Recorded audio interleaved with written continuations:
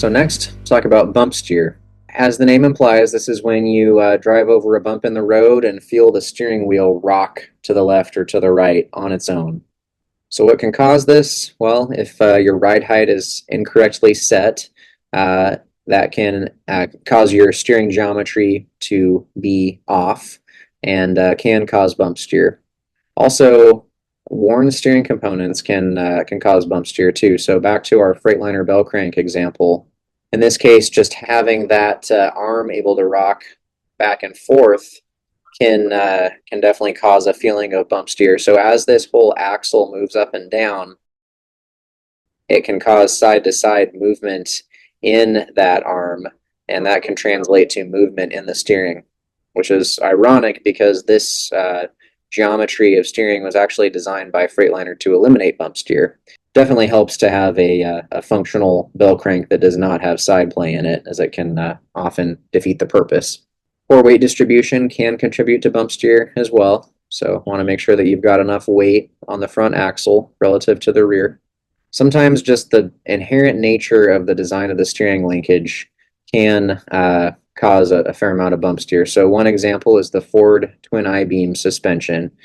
So this is a pretty old design of suspension, dates back to the 60s, and Ford is still using it on the E450 and E350 chassis. So what you have here, as the name implies, with twin I-beam, you've got two big I-beams. So here you've got a pivot point for your passenger side.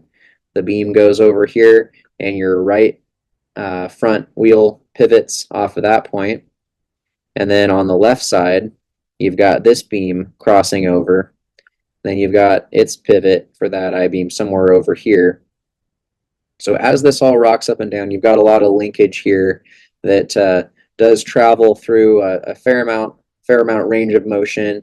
And as all that moves together, you can get some movement in the pitman arm here, where it connects to the drag link or tie rod.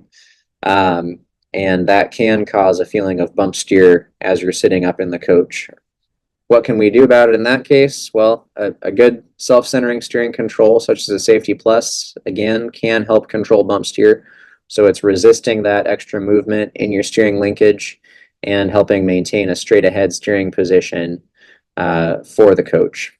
And then finally, shock absorbers can also help with bump steer. So if you upgrade to a good premium shock absorber, such as the Konis, those can do a better job of controlling suspension travel, and in doing so can reduce bump steer.